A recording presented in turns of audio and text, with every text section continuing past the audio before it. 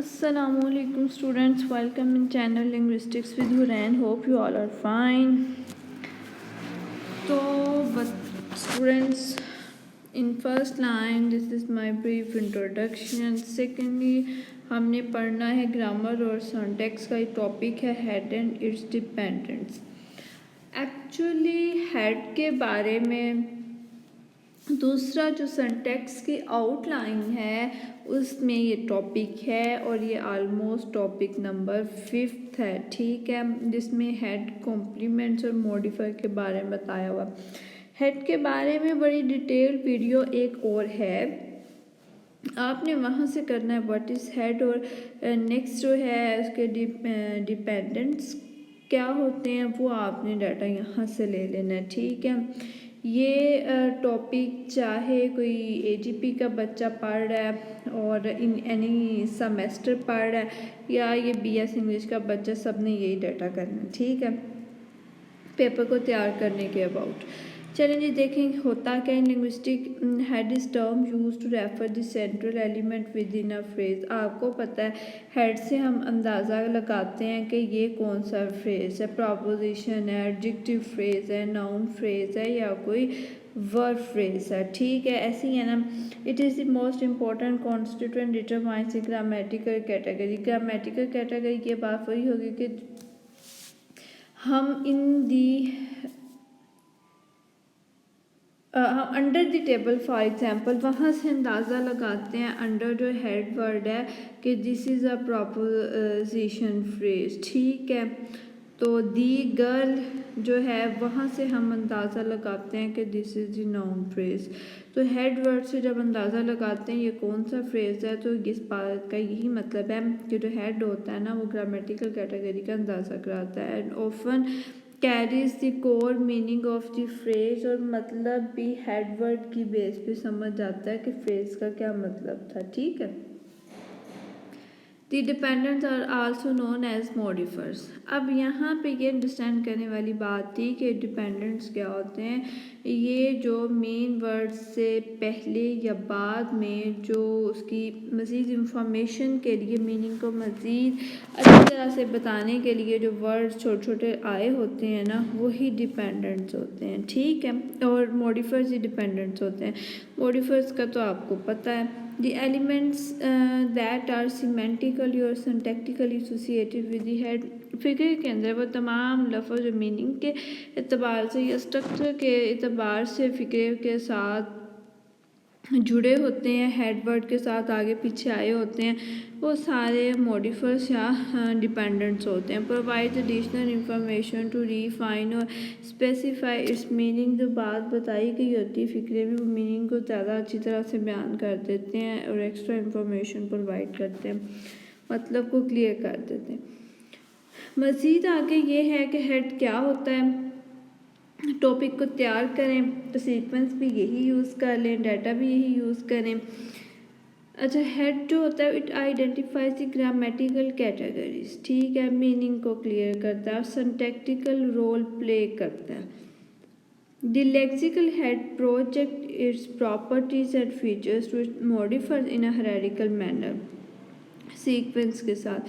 अब देखें जी डिपेंडेंट्स क्या होते हैं. तो आइडेंटिफाई द सिंटैक्टिकल रिलेशनशिप. ठीक है, ऊपर था ग्रामेटिकल कैटेगरीज को अंदाज़ा कराता है और मीनिंग और प्ले सिंटैक्टिकल रोल्स. और डिपेंडेंट्स में है सिंटैक्टिकल रिलेशनशिप. ठीक है, क्लियर थी difference. Dependents are also called the modifier. ठीक है, it provides the additional information about the head refining और स्पेसिफाई इट्स मीनिंग. ठीक है, अब ये देखें आगे ना ये 5 एग्जांपल्स हैं. सबसे फर्स्ट एग्जांपल है वेरी ब्राइट सनफ्लावर. एक चीज़ और, जो हेड वर्ड होता है वो उस तरह के वो पूरा कंटेंट वर्ड होता है. ठीक है, जो अकेला प्रॉपर मीनिंग दे सकता है, जो अकेला स्टैंड हो सकता है. ठीक है जी. अब ये देखें कि जो वेरी है ये कोई प्रॉपर नहीं है, ये एक किसी भी वर्ड के साथ इस्तेमाल होता है इंफॉर्मेशन को मज़ीद क्लियर करने के लिए या थोड़ी सी सपोर्टिंग डिटेल्स के लिए ये साथ यूज़ होता है. ठीक है, तो ये जो एग्जांपल है ना ये फ्रेज़ की जो एग्जांपल है, this is about the sunflowers, जो कि बहुत खूबसूरत हैं या बहुत ब्राइट हैं, ठीक है। तो sunflower is the head word, this is the noun, here we can identify this is the noun phrase। और very bright, आपको पता साफ चल रहा है कि ये sunflowers की करेक्टरिस्टिक बता रहे हैं, ठीक है। ये itself कोई head नहीं है, very bright। overflowed quite quickly, ये देखें overflowed quite quickly, यहाँ पे पता चल रहा है कि ये बात किसी ऐसी चीज़ के बारे में हो रही है जो ज़रा ओवरफ्लोड है, ठीक है। ओवरफ्लोड जो है ये वर्ब फ्रेज होता है, so this is the verb phrase. Very bright से पता चल रहा है कि ये है एडजेक्टिव फ्रेज़ है, ठीक है। और ये ब्राइट वर्ड के बारे में है कि बड़ा खूबसूरत है, बड़ा चमकदार है या बड़ा शाइनिंग है, ठीक है।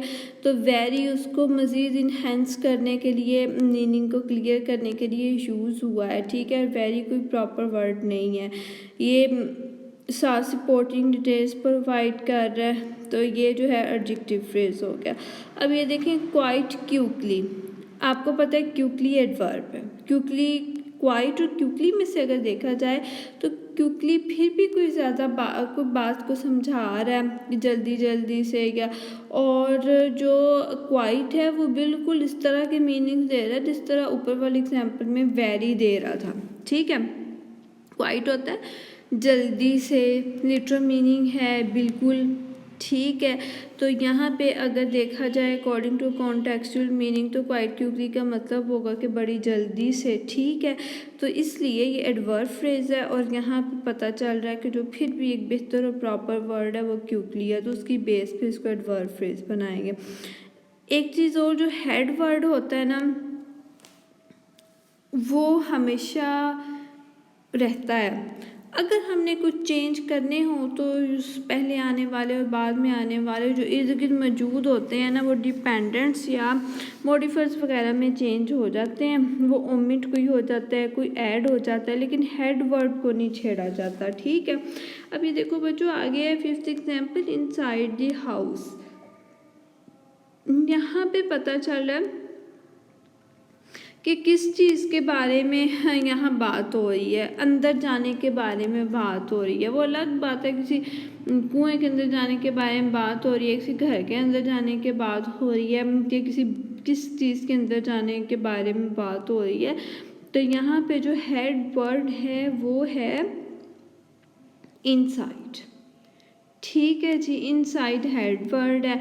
अगर हम नेक्स्ट कोई एग्जांपल प्रोवाइड करते हैं जिसमें हम हेड को ओमिट नहीं करेंगे, नहीं उसको छेड़ेंगे, और हम आपको मॉडिफायर जो है दी हाउस उसको ओमिट करके भी एक और इनसाइड के साथ एग्जांपल प्रोड्यूस करके बताएंगे, ठीक है। अब ये जो है आगे स्टूडेंट्स, जस्ट जो मैंने बताया है उसकी एक्सप्लेनेशन है, इसको एक दफ़ा देखनी है, और यही एक्सप्लेनेशन मैंने आपको ऑलरेडी ऊपर बोल के बता दी है। कहते हैं first example, first the phrase very bright sunflower is about the sunflower and sunflower is a noun, so the phrase is noun phrase, ठीक है। सेकंड में कहते हैं overflow quite quickly is about something overflowing in, ठीक है।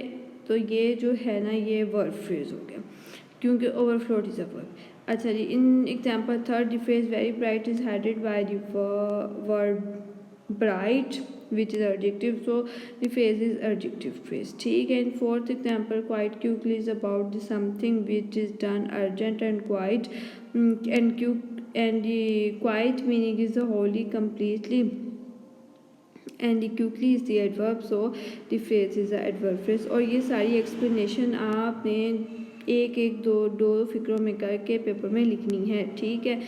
In example fifth, inside the house, it is about to going inside the house and about the house, so inside it is the proposition, that's why it is a proposition phrase।